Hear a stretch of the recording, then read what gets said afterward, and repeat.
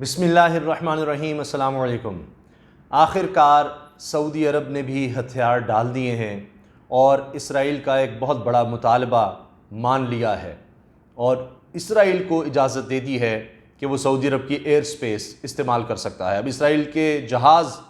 آ جا سکتے ہیں، سعودی عرب کی ایئر سپیس سے گزر سکتے ہیں، اس کو استعمال کر سکتے ہیں آزادانہ طور پر، اور یہ تاریخ میں پہلی دفعہ یہ ہوا ہے کہ سعودی عرب نے اجازت دیتی ہے اسرائیلی جہازوں کو اپنی ایئر سپیس استعمال کرنے کی۔ کیوں ایسا ہوا؟ کیوں محمد بن سلمان کو ہار ماننی پڑی ہے؟ یہ بہت بڑا سوال ہے، اس بارے میں ہم بات کرتے ہیں۔ لیکن اس سے پہلے یہ بھی جان لیجئے کہ یہ صرف سعودی عرب ہی نہیں ہے، بحرین نے بھی یہ چیز مان لی ہے۔ سعودی عرب کو جب مجبور کر دیا گیا کہ وہ اسرائیل کو ایئر سپیس کی اجازت دے دے تو اس کے فوراً بعد بحرین کی باری آ گئی۔ بحرین نے بھی پھر مان لیا کہ ٹھیک ہے جناب، اسرائیل کے جہاز ہماری ایئر سپیس بھی استعمال کر سکتے ہیں، ہماری حدود سے بھی گزر سکتے ہیں، بحرین کے اوپر سے جب چاہیں ان کے کمرشل جو جہاز ہیں وہ آ جا سکتے ہیں۔ اب یہ بات جب کہی گئی ہے تو یہ یعنی ظاہر ہے کہ مشکل ہوتا ہے اس چیز کو ماننا اور تسلیم کرنا۔ تو یہ یو اے ای کے حوالے سے کہہ دیا گیا، جی یو اے ای میں جو جہاز بھی آ رہا ہے جا رہا ہے وہ بالکل آ جا سکتا ہے۔ وہ اسرائیل کے بارے میں ہی واضح طور پر چیزیں نہیں کہی جاتی، لیکن ہے یہی بات، اور سب جگہوں پر یہی ہیڈ لائنز چل رہی ہے کہ جی سعودی عرب نے بھی اور پھر بحرین نے بھی اسرائیل کو اجازت دے دی ہے اپنی ایئر سپیس استعمال کرنے کی۔ مگر ساتھ ہی سعودی عرب کے وزیر خارجہ فیصل بن فرحان نے یہ کہا ہے کہ جو ہمارا کہنا ہے فلسطین کے حوالے سے اس پر کوئی فرق نہیں پڑتا۔ اب یہ بات کئی اور ممالک بھی کہہ رہے ہیں، عرب ممالک، مثال کے طور پر کہنے کو تو بحرین بھی یہ کہتا ہے کہ جی بالکل صحیح ہے، 2002 میں جو عرب معاہدہ ہوا تھا عرب ممالک کے درمیان کہ 1967 کی جنگ کے بعد جو علاقے اسرائیل نے قبضے میں لیے ہیں وہ علاقے خالی کرے اور مشرقی بیت المقدس کو فلسطین کے حوالے کیا جائے اور فلسطین کو آزاد ریاست تسلیم کرتے ہوئے یہ علاقے اس کے حوالے کیے جائیں، تو پھر ہی ہم اسرائیل کو مانیں گے اور اس کے ساتھ حالات بہتر کریں گے۔ لیکن اس سب کے بغیر ہی یو اے ای نے تسلیم کر لیا، اور اس کے بعد جب یہ معاہدہ ہو گیا یو اے ای اور اسرائیل کے درمیان، تو پھر جیرڈ کشنر داماد ہیں امریکی صدر کے اور مشیر بھی ہیں، وہ گئے پہلی کمرشل فلائٹ پر یو اے ای گئے اسرائیل سے، اور اس کے بعد انہوں نے محمد بن سلمان سے ملاقات کی۔ محمد بن سلمان سے ملاقات کے حوالے سے جو سٹیٹمنٹ آئی وہ یہ کہ باہمی دلچسپی کے امور پر بات ہوئی ہے اور یہ سارے معاملات ہوئے ہیں، مگر ساتھ ہی اسی کے ساتھ ساتھ یہ خبریں بھی چل پڑیں کہ سعودی عرب نے اسرائیل کو اپنی ایئر سپیس استعمال کرنے کی اجازت دے دی ہے۔ اب یہ کیا ہو رہا ہے؟ بحرین بھی آ گیا، سعودی عرب کا میں نے آپ کو بتا دیا، ابھی میں عمان کے حوالے سے آپ کو بتاؤں گا۔ وہ اس لیے کہ اسرائیل کے وزیر اعظم بنجامن نیتن یاہو یہ بات کہہ چکے ہیں، بڑے واضح طور پر کہہ چکے ہیں کہ کئی عرب ممالک کے ساتھ ہمارے خفیہ تعلقات، خفیہ معلومات، خفیہ معاملات، خفیہ مذاکرات یہ سب چل رہے ہیں، خفیہ چل رہے ہیں۔ تو یعنی آنے والے دنوں میں کئی عرب ریاستیں مانتی چلی جائیں گی اسرائیل کی باتیں۔ کیوں یہ ماننا پڑ رہا ہے؟ اسرائیل کے مطالبات کیوں مانے جا رہے ہیں جب 2002 میں کہہ چکے جی ان پر عمل کیے بغیر ہم کبھی بھی اسرائیل کو تسلیم نہیں کریں گے، سب نے ایگری کر لیا، اب ایک کے بعد ایک ڈھیر کیوں ہو رہی ہے ریاست؟ اس کی وجہ میں آپ کو بتاتا ہوں، اور اس سے پہلے یہ سن لیجئے کہ کویت امیر ترین ملکوں میں تھا دنیا کے، آبادی کے لحاظ سے اتنی اب کم آبادی اور اتنا پیسہ، اس کا حال یہ ہو گیا ہے کہ کویت کا خزانہ تیزی سے خالی ہو رہا ہے، سعودی عرب کا بھی خزانہ تیزی سے خالی ہو رہا ہے، چونکہ تیل کی قیمتیں اتنی نیچے آ گئی ہیں، آہستہ آہستہ تیل پر انحصار دنیا کا اس طرح نہیں اب رہا، رینیویبل انرجی کی طرف دنیا آ رہی ہے، یہ بھی معاملہ ہے۔ پھر مثال کے طور پر جو سب سے زیادہ تیل استعمال کرنے والا ملک تھا امریکہ، اب وہ خود کفیل ہو چکا ہے، وہ برآمد کرنے لگ گیا ہے۔ تو یہ حال جب ہو جائے گا تو پھر عرب ملکوں کو واضح کر دیا اب وہ تیل کی ڈپلومیسی نہیں چلنی کہ آپ کے پاس تیل ہے اور آپ جو چاہیں کریں، اب آپ کو تیل کی اکانومی سے نکلنا ہوگا۔ یہ کویت میں کافی عرصے سے بات ہو رہی تھی اور ان کے کئی اہم لوگ یہ بات کرتے تھے، لیکن اس وقت مذاق اڑایا جاتا تھا۔ آج یہ حال ہو گیا ہے کہ کویت اب یہ سوچ رہا ہے کہ تیل کے علاوہ آمدنی کس طرح پیدا کرنی ہے۔ اب جب اپنے تیل کے علاوہ کچھ کرنا ہے تو پھر آپ کو دنیا کی بڑی کمپنیز چاہیے، ان کی انویسٹمنٹ چاہیے، وہ یو اے ای کو بھی چاہیے، وہ سعودی عرب کی بھی چاہیے۔ اگر محمد بن سلمان نے نیوم شہر بنانا ہے تو دنیا کی بڑی کمپنیز وہاں کے انویسٹ کریں گی، وہاں پر آئیں گی، تبھی یہ کام ہو سکتا ہے۔ دنیا کے بڑے بڑے بینکس وہاں پر انویسٹمنٹ کریں گے، یا بڑی کمپنیز بڑے بڑے بینک سے قرضے لے کر وہاں انویسٹمنٹ کریں گی۔ تو اب یو اے ای تو اپنا انحصار لے کر جا رہا ہے تیل سے دیگر معاملات کی طرف، سعودی عرب بھی اس طرف جانا چاہ رہا ہے، کویت کو بھی اس کی ضرورت پڑ چکی ہے، بحرین اور عمان جس کے بارے میں اسرائیل کے لوگ کہہ چکے ہیں، اسرائیل کے آفیشلز کہہ چکے ہیں کہ اگلے ممالک یہ ہوں گے جو مانیں گے اسرائیل کو،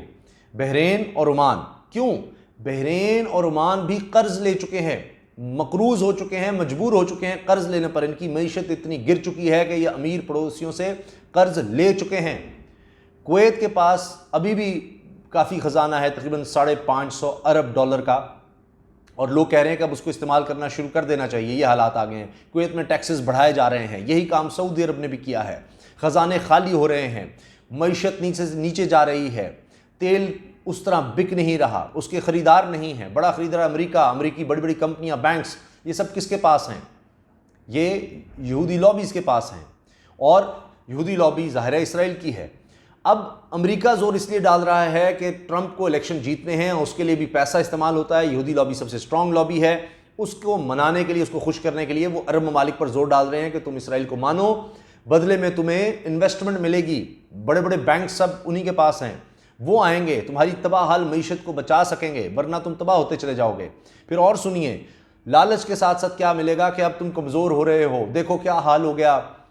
لیبیا کا کیا حال ہو گیا، عراق کا کیا حال ہو گیا، مصر کا کس طرح ہم نے تختہ الٹ دیا، وہاں پر دہائیوں سے جو لوگ بیٹھے ہوئے تھے۔ تو یہ سب تمہارے ساتھ ہو سکتا ہے، معاشی طور پر تم کمزور ہوگے، تباہ حال ہوگے، تو لوگ بے چین ہوں گے اور تمہارے خلاف اٹھ کھڑے ہوں گے۔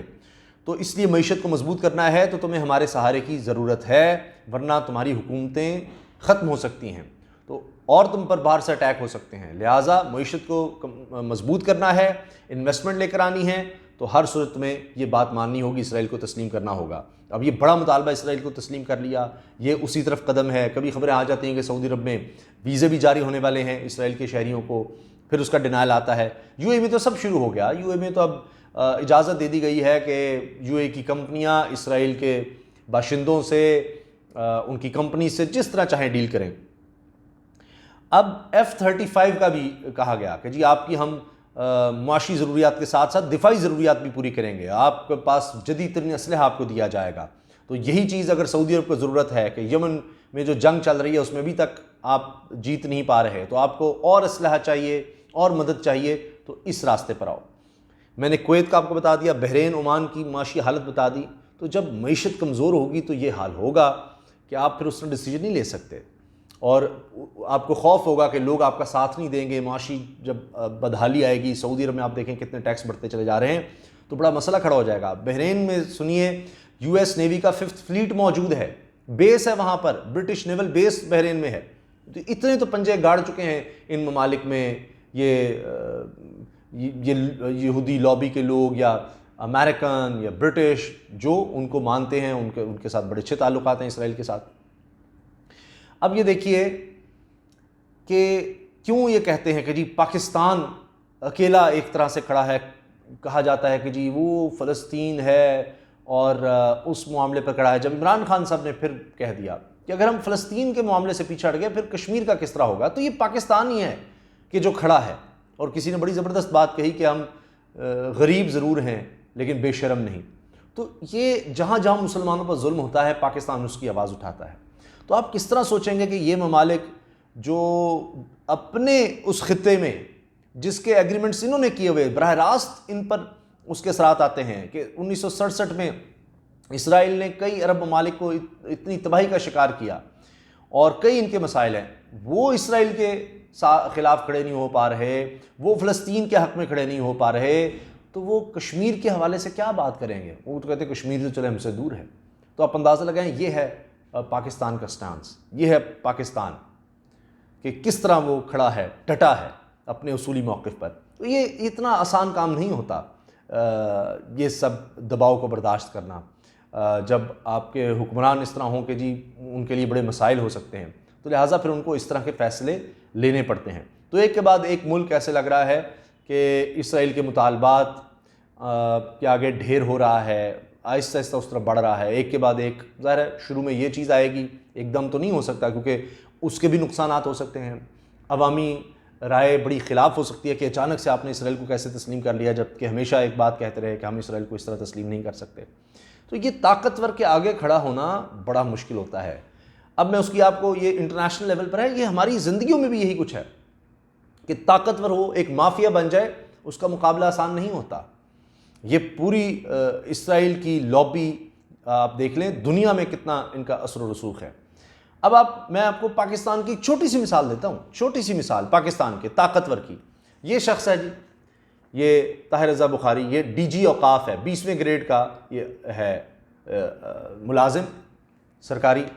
کس طرح یہ آیا، کس طرح لگا ہوا ہے، پورا ایک مافیا کو چلا رہا ہے، صوبائی وزیر اس کے بارے میں لکھتا ہے، لیکن کہ جی یہ مافیا کا سرغنہ ہے، یہ بڑا ظلم کر رہا ہے، یہ ہر طرح کے غلط کام کرتا ہے، اس کو کوئی نہیں ہٹا سکتا، یہ غلط طریقے سے آیا، سب کچھ صوبائی وزیر تحریک انصاف کا کہتا ہے، لیکن اس کو کوئی نہیں ہٹا سکتا۔ الٹا یہ کمپین اس نے شروع کر دی ہے کہ جی میں تو صوبائی وزیر کو ہٹا دوں گا، وہ کیا چیز ہے، یعنی جس کے انڈر یہ ہے، یہ سرکاری ملازم ہے۔ اور آپ اندازہ لگائیں کہ پنجاب کی صوبائی حکومت کتنی بے بس ہے مافیا کے آگے، جس کو یہ چلا رہا ہے، کہ صوبائی وزیر اطلاعات و نشریات جناب فیاض الحسن چوہان صاحب کو اس کے حق میں بیانات جاری کرنے پڑتے ہیں کہ جی جو میڈیا میں بات آئی کہ یہ شراب پی کر دفتر آتا ہے، یہ بات غلط ہے،